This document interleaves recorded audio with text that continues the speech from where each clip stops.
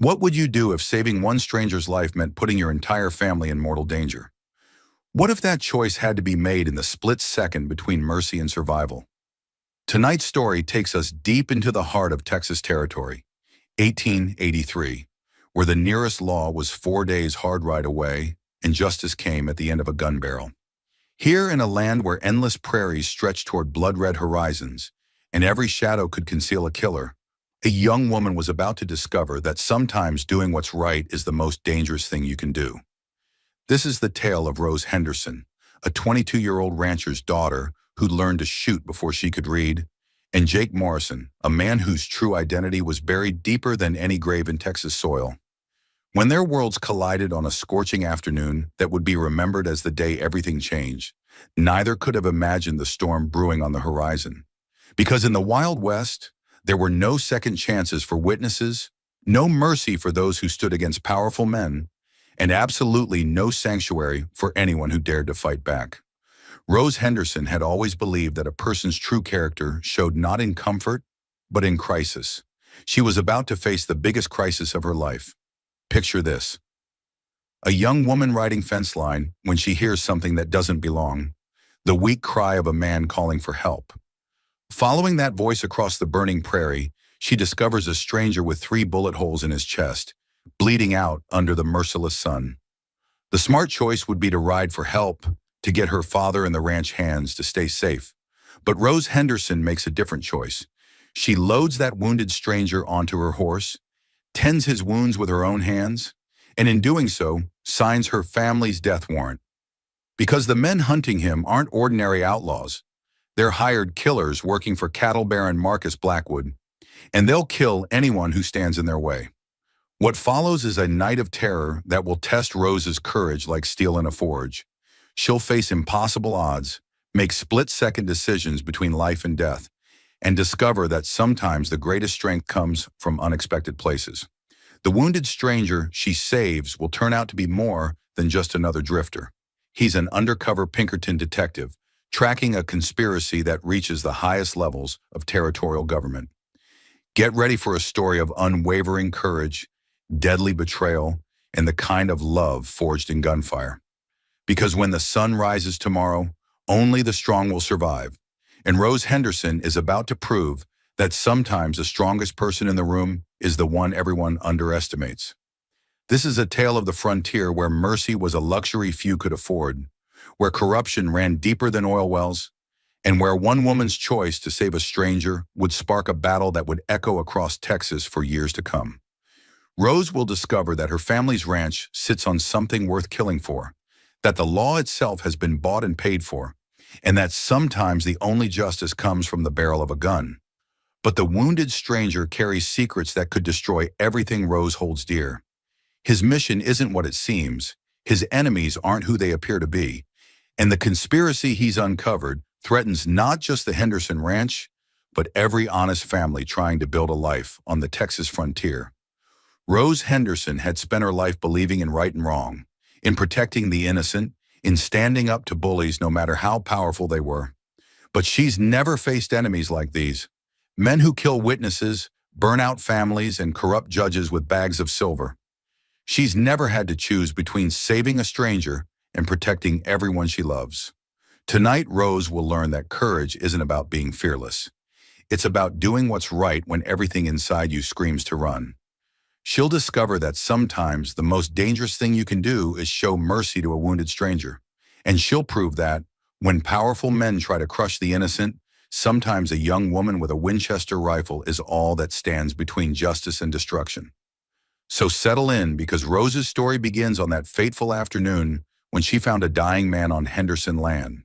And everything she thought she knew about right and wrong was about to be tested by fire and blood. The real question is, what would you do if faced with Rose's choice? Because her answer is about to set the entire Texas territory ablaze.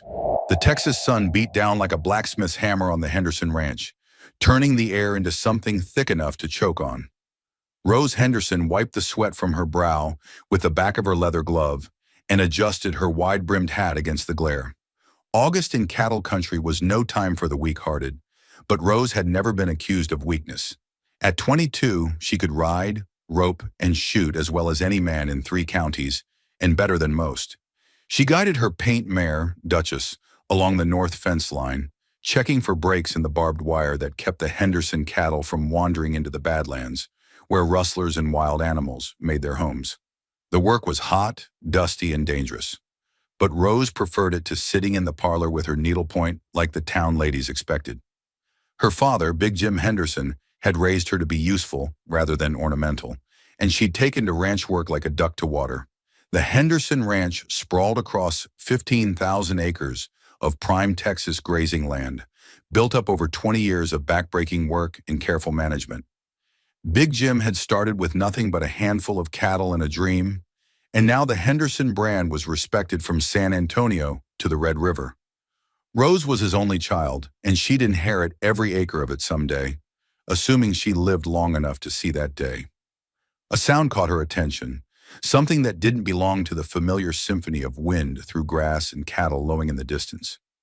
Rose reined in Duchess and listened, her green eyes scanning the prairie with the sharp awareness of someone who'd learned early that, in Texas, the difference between caution and carelessness was often the difference between living and dying. There it was again, weak, desperate, human, someone calling for help. Rose's hand moved instinctively to the Winchester rifle in her saddle scabbard. Living on the frontier had taught her that unexpected sounds usually meant unexpected trouble, and unexpected trouble in Texas tended to be the kind that got people killed. But the sound came again, weaker this time, and Rose realized it wasn't the call of someone preparing an ambush. It was the cry of someone dying. She spurred Duchess toward the sound, following it across a small rise where the grass grew thicker near a seasonal creek bed. What she found there made her blood run cold as winter wind. A man lay sprawled in the shade of a scraggly mesquite tree, his dark clothing soaked with blood that had turned the earth beneath him into red mud. 3 bullet holes punctured his chest, arranged in a tight pattern that spoke of professional marksmanship rather than lucky shots. His face was pale as bleached bone, and his breathing came in shallow gasps that barely moved his chest. But what caught Rose's attention wasn't the wounds. She'd seen plenty of gunshot injuries in her life on the frontier. It was the quality of the man's gear. His boots were hand-tooled leather that cost more than most cowboys made in a year. His gun belt was custom work, fitted with a Colt .45 that had ivory grips and silver inlay. His clothes, though blood-soaked, were cut from fine cloth that marked him as someone with money to spend. Most telling of all was the horse standing nearby, a magnificent black stallion with a saddle worth more than most men's annual wages. This wasn't some drifting cowboy who'd run afoul of rustlers. This was a man of substance, someone important enough to attract the attention of professional killers. Rose dismounted and approached cautiously, her rifle ready. The man could be anyone, an outlaw, a gambler, a traveling salesman who'd crossed the wrong people. But as she knelt beside him and saw his face clearly for the first time, something inside her chest tightened with unexpected emotion. He was young, maybe 30, with strong, honest features that spoke of character rather than cruelty. Even unconscious and dying, there was something noble about him, something that reminded her of her father during his army days. This was a man who stood for something, who fought for principles, even when principles fought back. "Mister," she called softly, her voice barely audible above the whisper of wind through the mesquite branches. "Can you hear me?" His eyes fluttered open, deep brown eyes clouded with agony but still alert, still aware. When he saw her leaning over him, relief flooded his features like sunrise breaking through storm clouds. For a moment, neither of them spoke, and Rose found herself staring into those eyes, seeing intelligence, determination, and something else she couldn't quite name. "Ma'am," he whispered, his voice barely audible, rough with pain and blood loss. "Thank God. I thought I was going to die alone out here." Rose's mind raced as she assessed his condition. The bullets had gone deep, but they'd missed his heart and lungs by inches. He was losing blood fast, and fever was already building behind his eyes, but the wounds weren't immediately fatal. Whatever this man had done, whoever was after him, he was dying by degrees rather than minutes. "You're not going to die," she said firmly, already beginning to strip cloth from her shirt to make bandages. "Not on my watch. I'm going to get you to our ranch house." The man's eyes widened with something that might have been hope or might have been fear. "Ma'am, you don't understand. They, the men who did this, they'll be coming back. If they find you helping me, then we better make sure they don't find us," Rose interrupted, already working to fashion a makeshift stretcher from mesquite branches and her rope. "What's your name, mister?" "Jake," he whispered. "Jake Morrison. And ma'am, I need you to know, helping me might just get you and your family killed." Rose looked at him steadily as she worked, her hands moving with practiced efficiency. "Jake Morrison," she repeated. "I'm Rose Henderson, and this is Henderson land you're bleeding on. My daddy taught me that when someone needs help on our property, we provide it. Whatever trouble you brought with you, we'll handle it when it comes." But even as she spoke the words with confidence, Rose had no idea that saving Jake Morrison's life had just signed her family's death warrant. Because somewhere in these same Badlands, 6 hired killers were following a blood trail, and they'd burn down anyone who stood between them and their prey. As she began carefully loading Jake onto the makeshift stretcher, being mindful of his wounds, the sun was already sinking toward the western horizon, painting the sky in shades of fire and blood. Darkness was coming fast to the Texas plains, and with it would come the hunters who'd stop at nothing to silence their quarry forever. "Henderson Ranch," Jake muttered deliriously as Rose secured him to the stretcher. They know about Henderson Ranch." Rose's blood turned to ice. Jake Morrison knew her family's name, knew their ranch. But how? And why were professional killers hunting a man who seemed to know more about her family than he was letting on? The real mystery was just beginning, and Rose Henderson was about to learn that sometimes the most dangerous thing you can do is show mercy to a wounded stranger, especially when that stranger carries secrets that powerful men would kill to protect. As she began the careful journey back to the ranch house, Jake's fevered mutterings filled her ears with fragments of conspiracy and corruption that made no sense. But one phrase kept repeating over and over, like a curse or a warning. "They know about the Henderson Ranch. They know about the silver." Silver? Rose's heart pounded as the implications hit her. Her family had always wondered why cattle baron Marcus Blackwood kept making offers to buy their land. Offers that got more aggressive with each rejection. Now she was beginning to understand. The Henderson Ranch wasn't just valuable for its grazing land. It was valuable for what lay beneath it. And Jake Morrison, whoever he really was, had somehow discovered that secret. The question was, would he live long enough to explain it? And more importantly, would any of them live long enough to do anything about it? Getting Jake Morrison to the Henderson Ranch house nearly killed them both. Rose had to move slowly across the rough terrain, every jolt of the makeshift stretcher drawing gasps of pain from Jake that made her wince in sympathy. But the alternative was leaving him to die under that mesquite tree, and Rose Henderson had never walked away from someone in need, no matter the personal cost. The ranch house came into view just as the sun touched the western horizon, a solid 2-story structure built from native stone and timber that had weathered 20 years of Texas storms. Smoke curled from the kitchen chimney, and Rose could see the warm glow of lamplight in the windows. Home had never looked more welcoming or more vulnerable than it did at that moment. Big Jim Henderson emerged from the barn as Rose guided Duchess and her burden into the yard, his weathered face creased with concern. At 55, Jim Henderson was still a formidable man, broad-shouldered and strong, with the kind of presence that commanded respect from cowboys and cattle barons alike. But when he saw his daughter returning with a blood-soaked stranger, his expression shifted from concern to the cold alertness of a man who'd survived Indian raids and cattle wars. "Rose, what in tarnation?" he began, then stopped as he got a closer look at Jake's wounds. 3 bullets. Professional work. Get him inside, quick."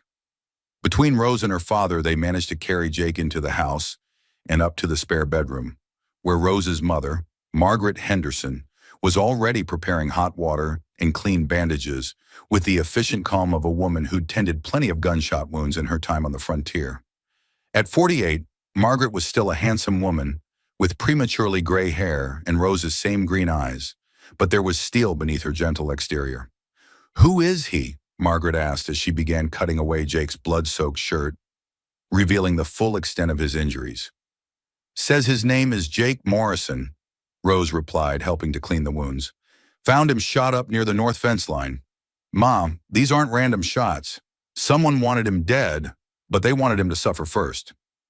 Jim examined Jake's gun belt and saddle, his experienced eye taking in details that told their own story. This gear cost more than most cowboys make in 5 years. Whoever this man is, he's got money behind him. Question is, what kind of money? As they worked to clean and bandage Jake's wounds, he drifted in and out of consciousness, muttering fragments of conversation that made less and less sense. But Rose caught enough words to piece together a troubling picture. Blackwood, buying judges, Henderson Silver, have to stop them. When Jake finally fell into a deep, fever-driven sleep, Rose found herself going through his saddlebags with the methodical thoroughness of someone who understood that information could mean the difference between life and death. What she found made her blood run cold as January wind. The leather portfolio contained documents that would have been worth a fortune to the right buyer, or a death sentence to the wrong one. Jake Morrison wasn't just another well-dressed traveler. He was a Pinkerton detective, and he'd been investigating a conspiracy that reached deep into the heart of Texas territorial politics. The papers detailed a network of corruption that made Rose's stomach churn. Cattle Baron Marcus Blackwood hadn't built his empire through honest business practices. He'd been systematically buying judges, sheriffs, and territorial officials, using his wealth and influence to force honest ranchers off their land through legal manipulation and outright intimidation. But the most damning document was a geological survey that made Rose's hands tremble as she read it. The Henderson Ranch didn't just sit on prime grazing land. It was positioned directly over one of the largest silver veins ever discovered in Texas. The survey estimated the deposit's value at over $2 million, enough money to make Marcus Blackwood the most powerful man west of the Mississippi. Jesus, Mary, and Joseph, Big Jim breathed when Rose showed him the papers. No wonder Blackwood's been so persistent about buying our land. He's not after our cattle. He's after what's underneath them. Margaret looked up from checking Jake's bandages, her face pale but determined. How long has he known? According to these documents, at least 6 months, Rose said, pointing to a surveyor's report dated the previous February. He's been positioning himself to claim our land legally, but when that didn't work, he decided to take it by force, Jim finished grimly, and this Pinkerton detective got too close to the truth. As if summoned by their conversation, Jake's eyes fluttered open, clearer now than they'd been since Rose found him. His gaze immediately went to the papers in Rose's hands, and she saw a mixture of relief and terror across his features. You read them, he said, his voice stronger but still rough with pain. Then you know what we're up against. We? Rose asked, though something in her chest tightened at the word. She'd already committed herself to Jake's cause by saving his life, but hearing him include her in his mission made it real in a way that frightened and thrilled her at the same time. Jake struggled to sit up, waving away Margaret's attempts to keep him flat. Miss Henderson, Rose, I need you to understand something. I'm not just a Pinkerton detective investigating corruption. I'm the only man who can prove that Marcus Blackwood murdered 17 people to build his empire. The number hit Rose like a physical blow. 17 people, men, women, maybe even children, killed to satisfy one man's greed. The families who refused to sell, Jake continued, his eyes burning with fever and determination. The officials who couldn't be bought, the witnesses who saw too much. Blackwood's had them all killed, and he's made it look like accidents, Indian raids, or outlaw attacks. The perfect crimes. But you have proof, Jim said, studying Jake's face with the sharp attention of a man evaluating potential allies and enemies. I had proof, Jake corrected grimly. 3 witnesses who were willing to testify against Blackwood in federal court. All 3 are dead now, killed within the last month. I'm the only one left who knows the whole truth, and Blackwood's hired killers have been hunting me across 2 states. Rose felt a chill that had nothing to do with the evening breeze coming through the windows. That's why they shot you, to stop you from testifying. They didn't just want to stop me, Jake said, his voice dropping to barely above a whisper. They wanted to make sure I suffered first. Blackwood doesn't just kill his enemies, he makes examples of them. The implications crashed over Rose like a flash flood. By saving Jake, by bringing him to their ranch, she'd painted a target on her entire family. Blackwood's killers would come, and they wouldn't just be hunting Jake anymore. They'd be hunting anyone who'd helped him. "How many men does Blackwood have?" she asked, surprised by how steady her voice sounded, despite the fear coursing through her veins. "At least a dozen professional killers," Jake replied. "Maybe more." "They're not ordinary cowboys or rustlers, Rose. These are men who kill for money, and they're very good at what they do." Big Jim checked his rifle with the methodical calm of a man who'd faced down hostile Indians and cattle rustlers. "Then we better get ready for company. How long before they track you here?" "They'll follow the blood trail," Jake said, trying to stand and immediately falling back with a gasp of pain. "Could be tonight, could be dawn, but they will come." Rose looked at her parents, seeing her own determination reflected in their faces. The Hendersons had carved a life out of hostile country through courage and stubbornness, and they weren't about to let Marcus Blackwood's hired killers run them off their own land. "Then we'll be ready for them," she said firmly, moving to the gun cabinet where her father kept the family's weapons. "We've got rifles, plenty of ammunition, and the home advantage. Let them come." But even as she spoke the words with confidence, Rose knew they were facing odds that would challenge even the toughest frontier family. Jake was wounded and weak, useful in a fight, but not at full strength. Her parents were tough and experienced, but they were outnumbered and outgunned. Still, there was something else building in the room as they prepared for the coming battle. Something that went beyond simple alliance or mutual defense. When Rose looked at Jake Morrison, she saw more than just a wounded Pinkerton detective. She saw a man who'd risked everything to expose corruption and protect innocent people. Someone who shared her father's sense of justice and her own determination to stand up for what was right. And when Jake looked at Rose, she could see something similar in his eyes. Not just gratitude for saving his life, but admiration for her courage, respect for her strength, and something deeper that neither of them was quite ready to acknowledge yet. The sound of approaching horses shattered the moment like a gunshot through glass. Rose moved to the window and peered through the curtains, counting riders silhouetted against the dying light. 6 men, all mounted and armed, spreading out to surround the ranch house with the coordinated precision of professionals who'd done this kind of work before. "They're here," she said quietly, reaching for her Winchester. Jake struggled to his feet, swaying but determined, his Colt .45 steady in his hand despite his injuries. "Rose, I need you to know something before this starts. Meeting you, having you save my life, it's been an honor. You're the bravest person I've ever known." Rose felt heat rise in her cheeks, but she met his eyes steadily. "Save the pretty words for when we're both still breathing, Detective Morrison. We've got a fight to win first." Outside, a voice called through the gathering darkness, smooth and confident, and deadly as a rattlesnake's hiss. "Jake Morrison, we know you're in there, boy. Come on out, and we'll make this quick and clean. No need for innocent folks to get hurt." Rose's finger tightened on her rifle's trigger. Marcus Blackwood's killers had found them, but they were about to learn that the Henderson family didn't intimidate easily. The real battle was about to begin, and Rose Henderson intended to show these hired guns that some things were worth fighting for: justice, family, and the wounded stranger who'd brought both danger and something that might be love into her life. But little did she know, the men surrounding her home weren't just there to kill Jake Morrison. They'd been sent to eliminate anyone who might have learned Blackwood's secrets. The Henderson Ranch was about to become a battlefield, and only the strongest would see another sunrise. The voice that drifted across the Henderson Ranch yard carried the kind of confidence that came from years of getting away with murder. Rose peered through the bedroom window, counting shadows moving between the outbuildings with the coordinated precision of men who'd done this work before. 6 riders had become 6 killers on foot, positioning themselves to cover every possible escape route from the ranch house. "Jake Morrison," the voice called again, smoother than whiskey and twice as poisonous. "I'm Cole Brennan, and I work for Mr. Marcus Blackwood.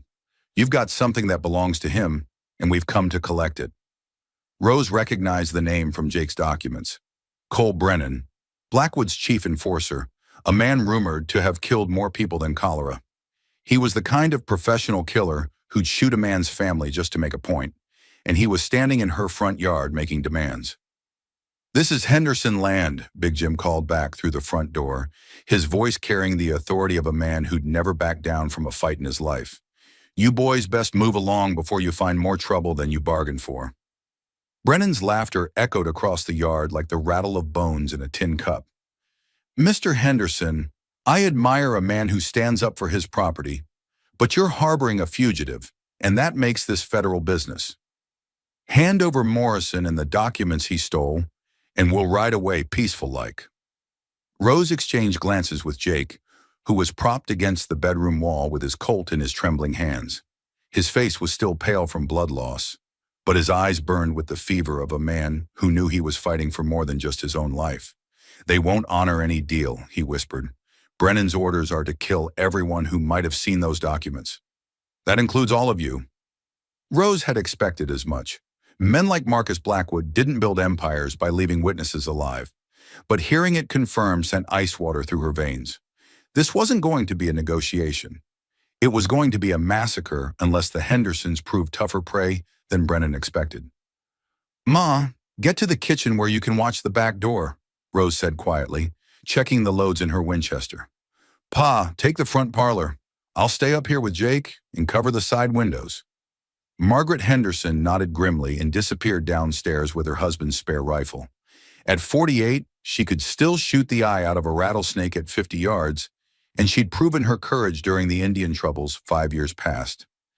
Big Jim positioned himself by the front windows where his Henry rifle could command the entire front yard.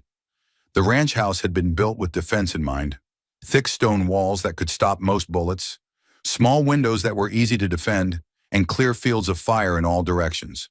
The Hendersons had learned hard lessons during their early years in Texas, and they'd built accordingly. "Time's up, Morrison." Brennan's voice carried a sharper edge now. "You've got 10 seconds to walk out that door, or we'll burn you out." "Let them try," Rose muttered, settling into position by the side window. She'd helped her father build this house, and she knew every advantage it offered. The roof was slate, not wood, making it nearly impossible to burn. The walls were 2 feet thick at the base, solid enough to turn rifle bullets, and the well was inside the root cellar, meaning they could hold out for days if necessary. But Brennan's next words chilled her to the bone. "Torch the barn, boys. Let's show these folks we mean business."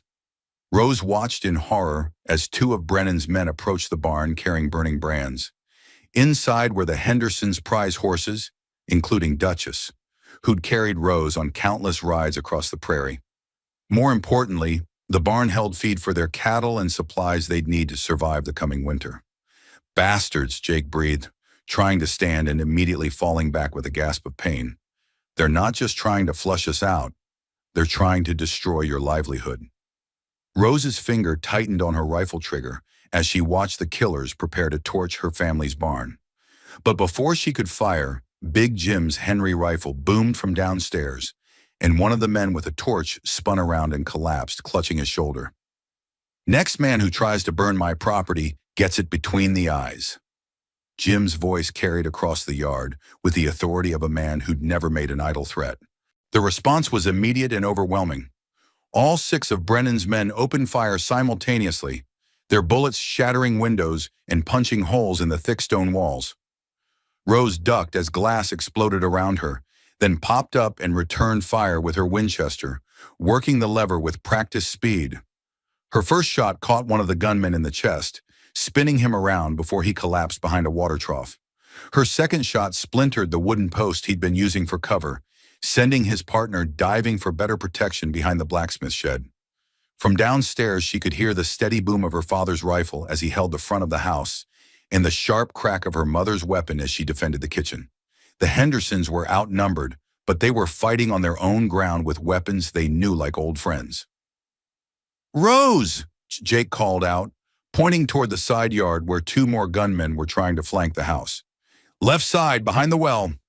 Rose swung her rifle around and caught sight of movement just as one of the men broke cover. Her shot took him high in the shoulder, but he managed to dive behind the stone well house before she could finish him. His partner laid down covering fire, bullets whining through the broken window and embedding themselves in the far wall. "How many rounds you got left?" Jake asked, reloading his Colt with hands that shook from fever and blood loss. "Plenty," Rose replied, though she was already down to half her ammunition. She'd counted 20 shots fired, and she had maybe 30 rounds left between her rifle and the spare ammunition in her gun belt. Not enough for a prolonged siege, but enough to make Brennan's men pay dearly for every inch they gained. The gunfire settled into a deadly rhythm. Short bursts of shooting followed by tense silence as both sides repositioned and looked for advantages. Rose found herself falling into the familiar pattern of frontier combat. Aim, fire, move to a new position, reload, and wait for the next opportunity. But she could see that Brennan was learning from each exchange. His men were professional killers, and they adapted their tactics as the fight progressed. They'd stopped trying to rush the house directly and were now working to establish better firing positions, using the outbuildings for cover as they closed in. "They're trying to get close enough to throw dynamite," Jake observed, his voice steady despite his wounds. "Brennan's got a reputation for using explosives when bullets don't work." Rose's blood ran cold. Dynamite would turn their stone fortress into a tomb, and there wouldn't be enough left of any of them to bury properly. But as she watched Brennan's men maneuvering in the growing darkness, she realized something that might give them an advantage. "They don't know the ranch layout as well as we do," she said, a plan forming in her mind. "Pa built drainage ditches along the north side for the spring runoff. They're deep enough for a person to crawl through, and they lead right behind the blacksmith shop." Jake's eyes lit up with understanding. "You're talking about going on the offensive." "I'm talking about evening the odds," Rose corrected, checking her rifle one more time. "You keep them busy from here. I'm going to give Brennan something to really worry about." Before Jake could protest, Rose was moving, slipping out of the bedroom and down the stairs with the fluid grace of someone who'd spent her life moving quietly through dangerous country.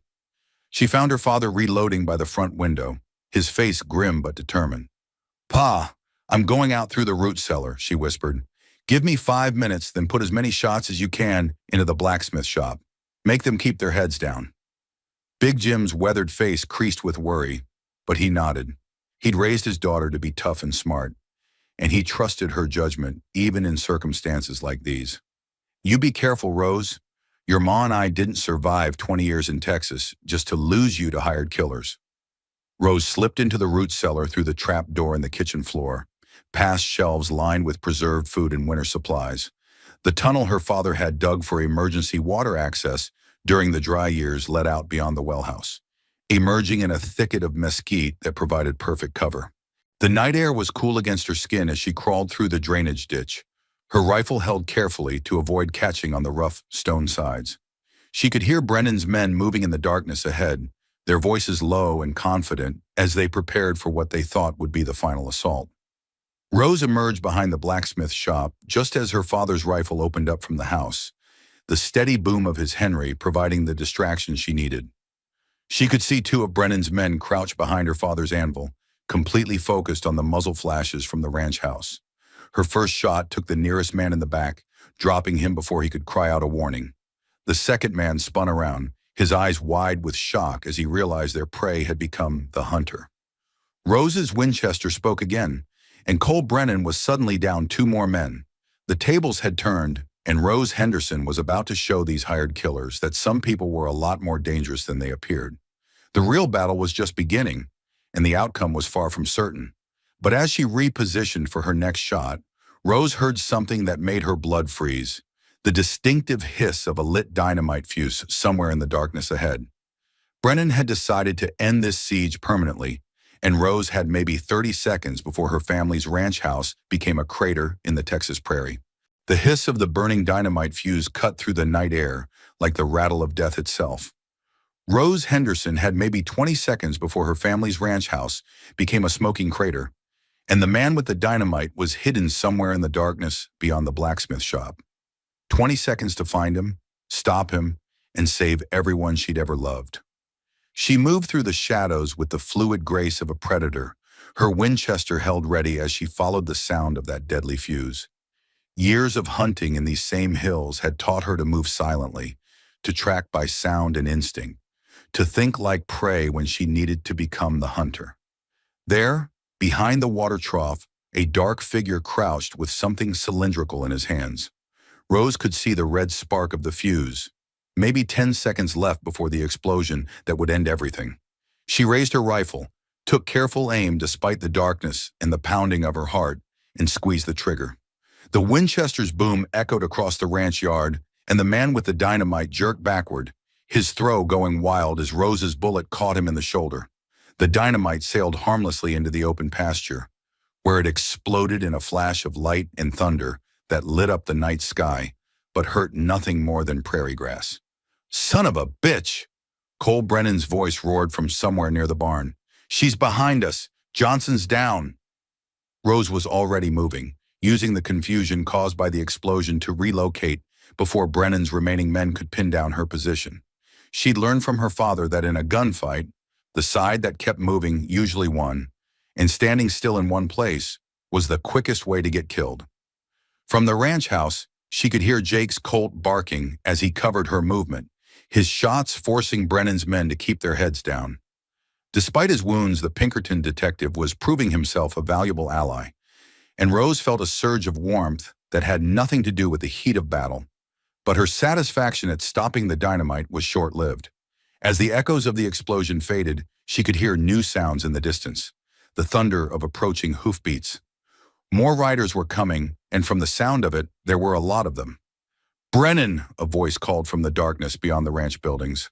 "Marcus Blackwood himself, and it looks like you boys have made a mess of things." Rose's blood turned to ice as she recognized the name. Marcus Blackwood had come personally to oversee the destruction of her family.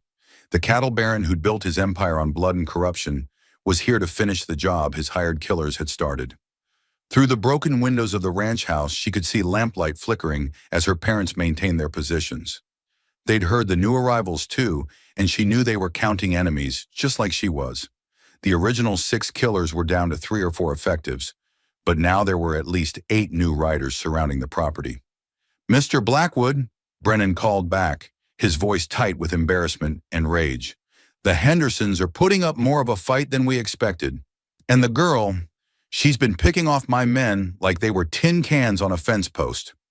Blackwood's laughter carried no warmth, only the cold amusement of a man who'd crushed stronger opposition than one ranch family. "The girl?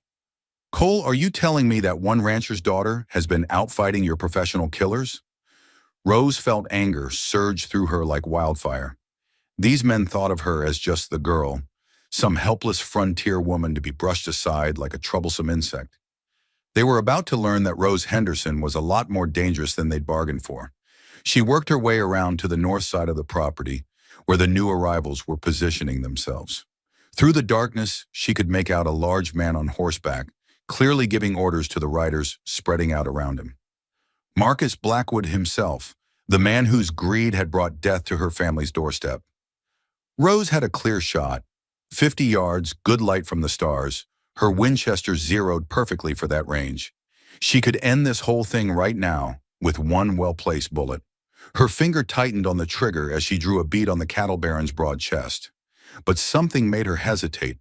Maybe it was her father's teachings about honor and fair play, or her mother's lessons about the difference between justice and murder. Marcus Blackwood was a killer and a thief, but shooting him from ambush felt like becoming the same kind of person he was. That moment of hesitation nearly cost Rose her life. "There she is!" one of Blackwood's men shouted, and suddenly the night exploded with muzzle flashes as half a dozen rifles opened fire in her direction. Rose dove for cover behind a pile of split firewood as bullets whined over her head and thudded into the logs around her. "You should have taken the shot, girl," Blackwood's voice boomed across the ranch yard, and Rose could hear the mockery in it. "Mercy is a luxury you can't afford out here." Rose worked her way deeper into the woodpile, using the stacked logs for cover as she tried to find a new firing position. But Blackwood's men were professionals, and they'd learned from Brennan's mistakes. They were advancing in coordinated fashion, covering each other's movements as they closed in on her position. A bullet splintered the log inches from her head, and Rose realized she was trapped. Too many guns, too many angles of attack. She needed to get back to the ranch house where she could support her family's defense, but 20 yards of open ground lay between her and the nearest cover. That's when Jake Morrison proved why Pinkerton detectives were worth their reputation. The wounded detective appeared at the ranch house's side door, moving with painful determination despite his injuries. His Colt spoke 6 times in rapid succession, each shot carefully aimed to provide maximum distraction. 2 of Blackwood's men went down, and the others dove for cover, giving Rose the opening she needed. She sprinted across the open ground like her life depended on it, which it did, reaching the ranch house just as Jake collapsed against the doorframe, his face gray with exhaustion and blood loss. "You came back for me," she panted, helping him inside. "Partners don't leave partners behind," Jake replied. And something in the way he said it made Rose's heart skip in a way that had nothing to do with the running. But their moment of connection was shattered by Marcus Blackwood's voice booming across the ranch yard, amplified by a speaking trumpet that made his words carry like the voice of judgment itself. "Henderson, I know you can hear me in there. You're harboring a federal fugitive, and that makes you accessories to his crimes. But I'm a reasonable man, and I'm prepared to make you a deal." Big Jim's voice answered from the front parlor, steady as granite, despite the overwhelming odds they faced. "The only deal I'm interested in is you getting off my property, Blackwood. Come now, Jim. We've known each other for years. I've made you fair offers for this land, more than generous offers. All you had to do was take the money and relocate somewhere safer. This land has been in my family for 20 years, Jim shot back. "It'll stay in my family until I'm dead and buried." "That can be arranged," Blackwood replied, and the casual way he said it sent chills down Rose's spine. "But it doesn't have to come to that. Hand over Morrison and the documents he stole, and I'll let you and your family ride away. You've got my word as a gentleman." Rose caught Jake's eye and saw her own thoughts reflected there. Marcus Blackwood's word wasn't worth the air it took to speak it. Even if they surrendered, even if they gave him everything he wanted, the cattle baron couldn't afford to leave witnesses alive. The Henderson family knew too much about his crimes to ever be allowed to leave this ranch alive. "What do you think?" she whispered to Jake. "I think he's stalling for time while his men get into better positions," Jake replied grimly. "Look out the back window." Rose peered through the kitchen curtains and felt her stomach drop. More riders were approaching from the south, at least 6 additional men with torches and what looked like more dynamite. Blackwood had brought an army to crush one ranch family, and he was positioning them for a final, overwhelming assault. "How many is that total?" she asked, though she dreaded the answer. 16, maybe 18 men, Jake calculated, checking the cylinder of his Colt. All professional killers, all loyal to Blackwood's money. The odds were impossible, but Rose Henderson had never been one to give up when the situation looked hopeless. If Marcus Blackwood wanted a fight, she'd give him one he'd never forget, even if it was the last thing she ever did. "Pa!" she called to her father. "Ma, time to make our stand." From outside, Blackwood's voice came again, and this time it carried the finality of an executioner's pronouncement. "Time's up, Henderson. Boys, burn them out, and make sure nobody escapes alive." The night sky lit up with torches as Blackwood's army prepared for the final assault. Rose Henderson was about to face the fight of her life, outnumbered 18-4, with a wounded detective, aging parents, and nothing but courage and stubbornness to even the odds. But as she checked her Winchester one more time and took position beside Jake at the side window, Rose realized something that gave her strength. She wasn't just fighting for her life anymore. She was fighting for justice, for the memory of 17 innocent people Marcus Blackwood had murdered, and for the wounded stranger who'd shown her what it meant to stand up for what was right, no matter the cost. The real battle was about to begin, and Rose Henderson intended to show Marcus Blackwood that some people were worth more than all his money and hired guns combined. Little did she know, the cattle baron had one more surprise in store. A secret about the Henderson ranch that would change everything she thought she knew about her family's legacy. The torches came through the darkness like falling stars, arcing through the night air toward the Henderson ranch house with deadly purpose. Rose pressed herself against the stone wall as the first one crashed through the front window, spreading burning kerosene across her mother's carefully polished wooden floor. The second torch hit the kitchen, and the third smashed against the side wall where the flames licked hungrily at the wooden window frame. "They're trying to smoke us out," Big Jim called from the front parlor, his voice tight with the kind of controlled fury that came from watching strangers try to destroy everything he'd spent 20 years building. Rose grabbed a bucket of water from the kitchen pump and doused the flames spreading across the floor. But she knew it was only a temporary solution. With 18 men surrounding the house and unlimited torches at their disposal, Marcus Blackwood could keep this up all night until the Henderson family was forced to choose between burning alive or running into a crossfire that would cut them down like wheat before a scythe. "There's something else," Jake said urgently, struggling to reload his Colt with hands that shook from fever and blood loss. "Something about this ranch that Blackwood didn't put in those documents. Something he's been keeping secret even from his own men." Another torch crashed through the bedroom window, and Rose beat out the flames with a wet blanket while Jake continued talking, his voice growing stronger as adrenaline fought against his injuries. "I've been investigating Blackwood for 8 months, following his money trail, tracking his land acquisitions. Every property he's stolen has been chosen for a specific reason: water rights, railroad access, mineral deposits. But the Henderson Ranch doesn't fit the pattern." Rose paused in her firefighting, something cold settling in her stomach. "What do you mean?" "The geological survey in his files shows silver deposits worth maybe $2 million, Jake explained, wincing as another bullet shattered what remained of the side window. "That's a lot of money, but not enough to justify this kind of operation. Blackwood spent more on hired killers in the last 6 months than he'd make from that silver vein." Through the broken windows, Rose could hear Blackwood's voice booming across the ranch yard, directing his men like a general positioning troops for a final assault. But there was something else in his tone now, something that sounded almost like desperation. "Then what's he really after?" she asked, though part of her already knew the answer would change everything she thought she understood about her family's land. Jake pulled a crumpled piece of paper from his vest pocket, something he'd obviously been saving for the right moment. "I found this in Blackwood's private safe 2 weeks ago, just before his men caught up with me. It's a federal geological survey, classified at the territorial level." Rose unfolded the paper and felt the world tilt around her as she read. The Henderson Ranch didn't just sit on a silver vein. It was positioned directly over the largest oil deposit ever discovered in North America.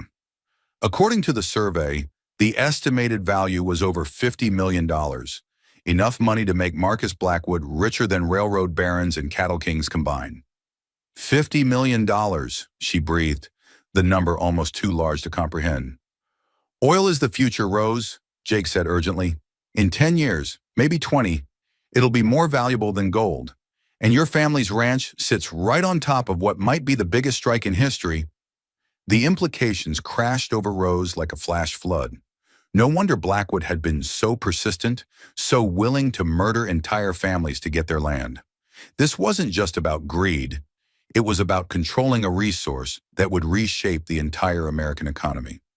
"He killed 17 people for this," she said, her voice flat with the kind of rage that burned cold and deep. "And he'll kill 17 more if that's what it takes," Jake replied. "That's why we can't let him win, Rose. It's not just about your family anymore. It's about stopping a man who turned the entire territory into his personal kingdom." Outside, the torches had stopped flying, replaced by something that made Rose's blood run even colder. She could hear the distinctive sound of men digging, the scrape of shovels against hard earth, and the low voices of workers following shouted instructions. "What are they doing?" she asked, peering through the smoke-stained window. Jake's face went gray as he realized what the sounds meant. "They're digging trenches, siege lines. Blackwood's not trying to burn us out anymore. He's settling in for a long fight." The cattle baron's voice confirmed Jake's fears, booming across the ranch yard with renewed confidence. "Henderson, I know you've figured out what your land is really worth by now. $50 million in oil, just waiting to be pumped out of the ground. That's more money than your family could spend in 10 lifetimes." Big Jim's voice answered from the front of the house, steady despite the overwhelming odds they faced. "It's still our land, Blackwood, and it'll stay our land until you kill every last one of us." "That can be arranged," Blackwood replied, and Rose could hear the smile in his voice.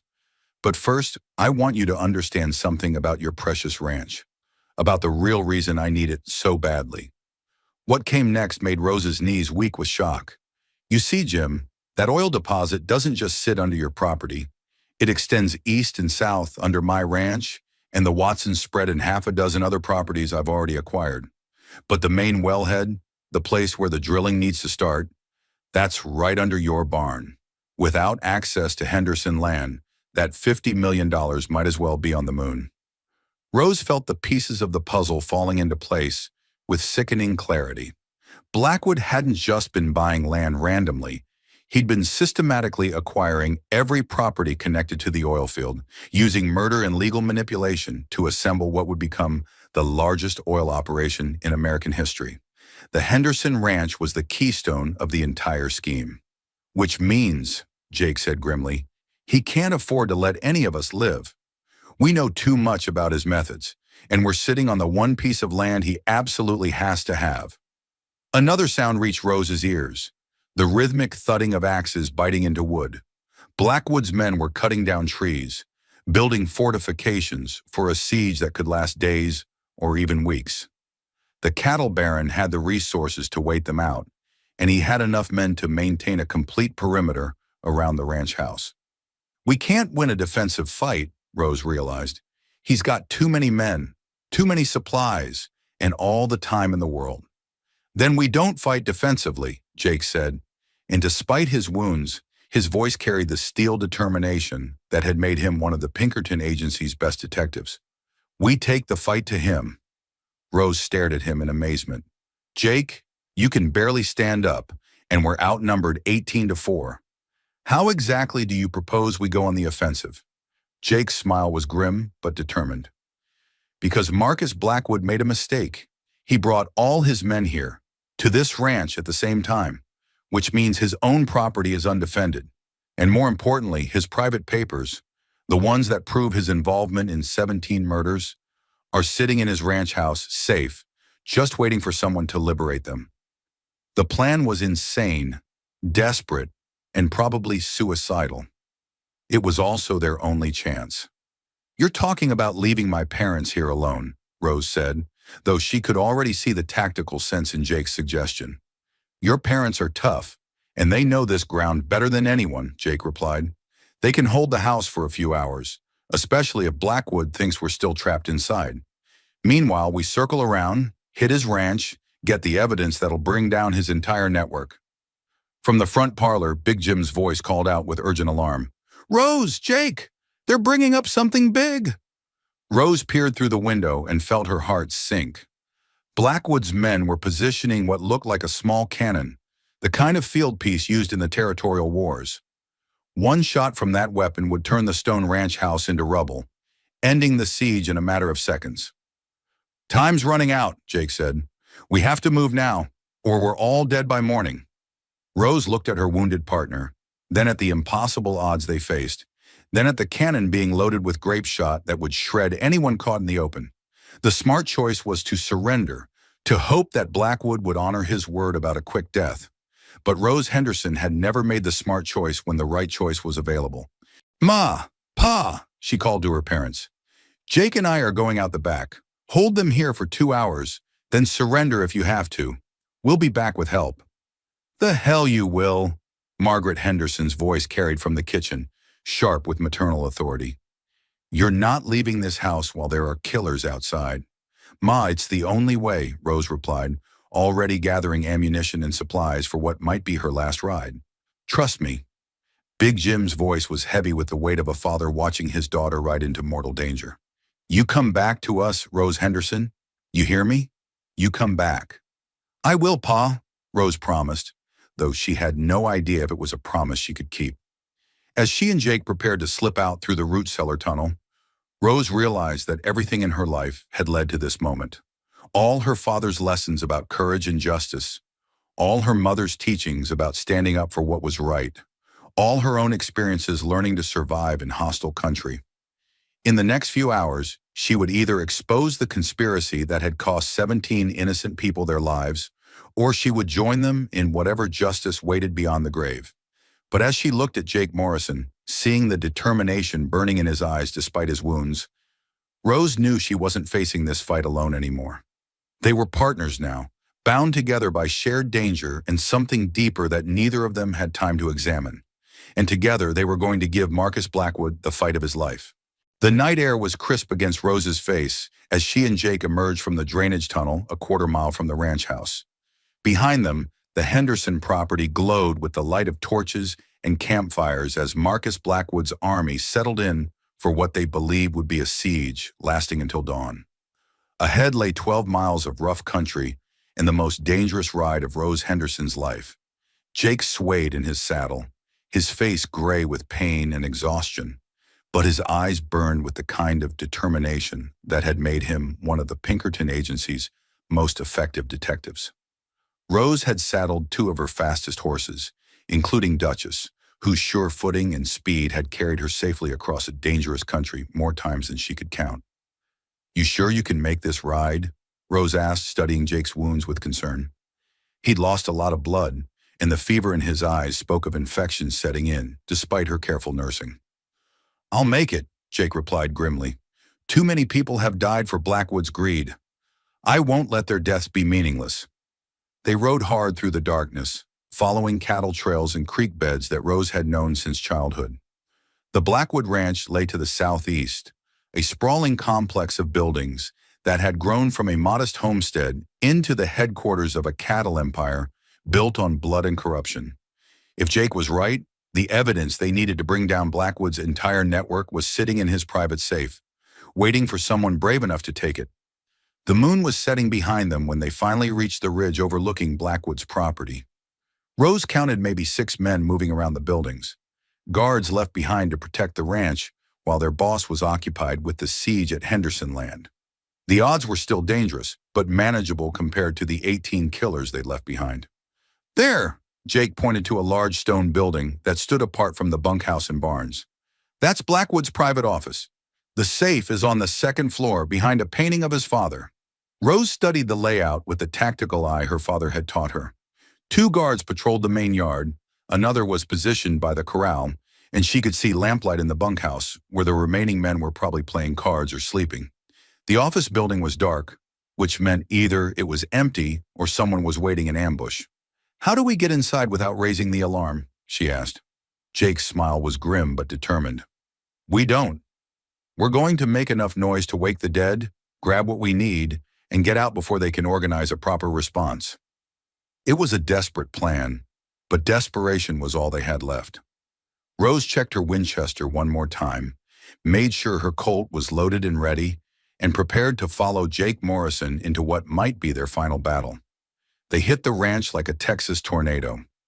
Rose came in from the north, her Winchester speaking with deadly accuracy as she dropped the first guard before he could raise his rifle.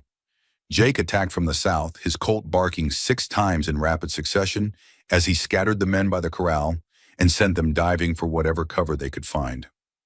The element of surprise carried them through the first crucial seconds. By the time Blackwood's guards realized they were under attack, Rose and Jake were already inside the main building, racing up the stairs toward the office, where the evidence they needed was waiting. Jake's hands shook as he worked the combination on Blackwood's safe, his fever making the numbers blur together. Rose kept watch at the window, her rifle ready as shouts echoed across the ranch yard and muzzle flashes lit up the night outside. "Got it," Jake breathed, pulling out a leather portfolio that contained everything they needed to destroy Marcus Blackwood forever. Bank records showing payments to corrupt judges, contracts with hired killers, geological surveys proving he'd known about the oil deposits for over a year, and most damning of all, a detailed ledger listing every person he'd had murdered to acquire their land. 17 named, Rose said, reading over his shoulder. 17 families destroyed for one man's greed. 18, Jake corrected grimly. He was planning to add the Hendersons to that list tonight.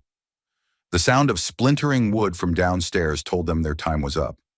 Blackwood's remaining men had regrouped and were breaking down the office door. Rose and Jake had maybe 30 seconds before they were trapped in a room with no escape route and enemies closing in from all sides. That's when Rose Henderson did something that would be talked about in saloons and around campfires for the next 50 years. Instead of trying to escape through the window or hide behind furniture, she walked calmly to the top of the stairs and faced down four armed killers with nothing but her Winchester rifle and the kind of courage that legends are made of. "Gentlemen," she said, her voice steady as granite despite the overwhelming odds, "you're trespassing on property that's about to be seized by federal marshals. I suggest you drop your weapons and surrender." The men at the bottom of the stairs laughed, the kind of cruel amusement that came from men who'd never been challenged by anyone, let alone a young woman with a rifle. "Little lady," one of them called up, "you're outnumbered 4-1, and you're trapped up there with nowhere to run. Why don't you come down peaceful-like, and we'll make this quick?" Rose's answer was to put a 44-40 slug through the hat of the man who'd spoken, parting his hair and sending him diving for cover behind an overturned table. "Next man who calls me little lady gets it between the eyes," she announced, working the lever of her Winchester with practiced efficiency. What followed was the kind of gunfight that frontier newspapers would describe as epic and legendary. Rose Henderson, positioned at the top of a narrow staircase with perfect fields of fire, held off four professional killers for nearly 10 minutes while Jake gathered the last of the evidence they needed. Her shooting was precise, methodical, and absolutely ruthless. When the smoke cleared and the echoes of gunfire finally faded, three of Blackwood's men lay dead or wounded, and the fourth had fled into the night to spread word of what he'd witnessed. "Jesus, Rose," Jake breathed as they prepared to leave. "I've never seen shooting like that in my life." "My daddy always said that if something was worth fighting for, it was worth fighting well," Rose replied, reloading her rifle with hands that were steady despite everything she just endured. They made it back to their horses just as the eastern horizon began to show the first pale hints of dawn. Behind them, Blackwood's ranch was in chaos, with wounded men crying for help and buildings burning from muzzle flashes that had set hay bales ablaze. Ahead lay the desperate ride back to Henderson Land, where Rose's parents were still holding out against impossible odds. The ride back was a blur of pounding hoofbeats and burning muscles as they pushed their horses to the limit across 12 miles of rough country. Jake swayed in his saddle, held upright only by willpower and the knowledge that failure meant death for everyone he'd come to care about. They created the final ridge just as the sun broke free of the eastern mountains, painting the Texas prairie in shades of gold and crimson.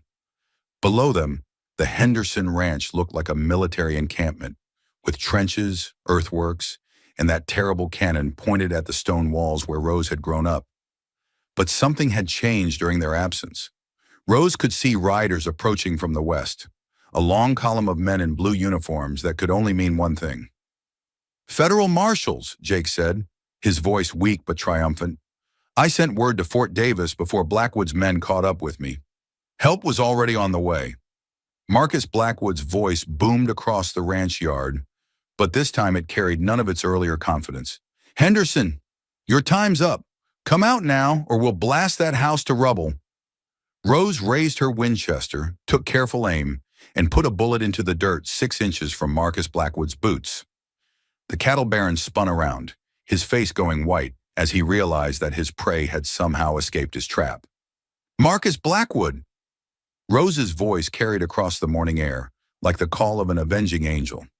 "You're surrounded by federal marshals, and we've got evidence of every murder you've committed. Drop your weapons and surrender." What followed was chaos as Blackwood's hired killers realized they were trapped between the approaching federal troops and two of the deadliest shooters in Texas territory. Some tried to fight, some tried to run, and some threw down their guns and begged for mercy they'd never shown their own victims.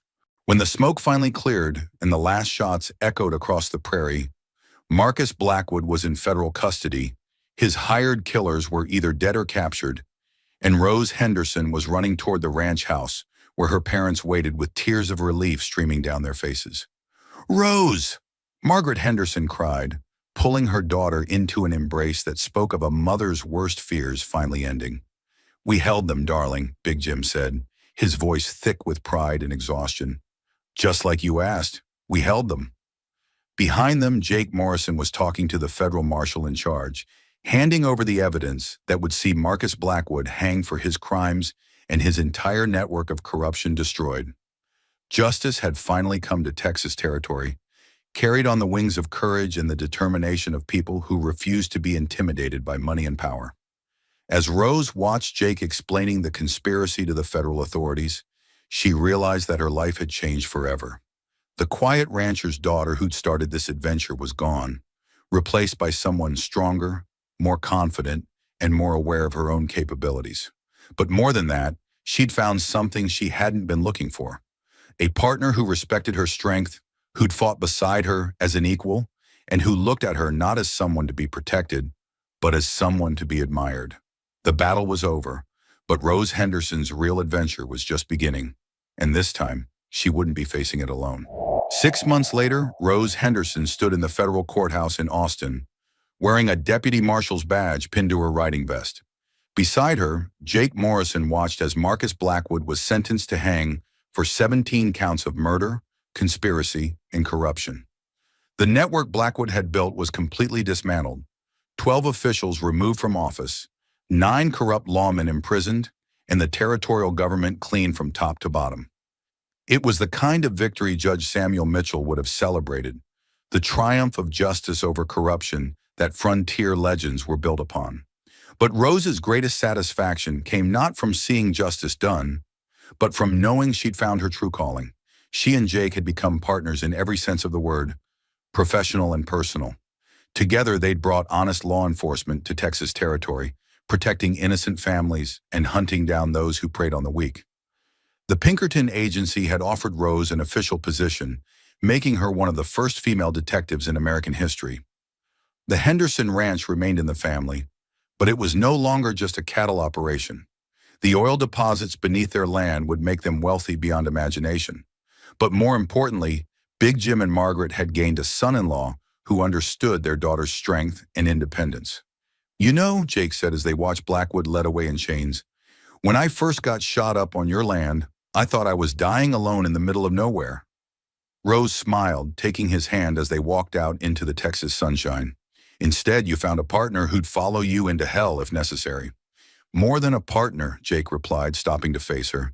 "You found someone who loves you exactly as you are, strong, independent, and dangerous as a rattlesnake when crossed." Rose Henderson had started this adventure as a rancher's daughter, living quietly on the frontier. She'd become something more, a guardian of justice, a protector of the innocent, and a woman who'd proven that courage and determination could overcome any odds. But most importantly, she'd learned that sometimes the most dangerous thing you can do, showing mercy to a wounded stranger, can lead to the greatest rewards. Justice had come to Texas territory, carried on the wings of love and tempered by gunpowder. And Rose Henderson had discovered that the strongest partnerships weren't built on protection, but on mutual respect, shared values, and the willingness to stand together when the world tried to tear you apart.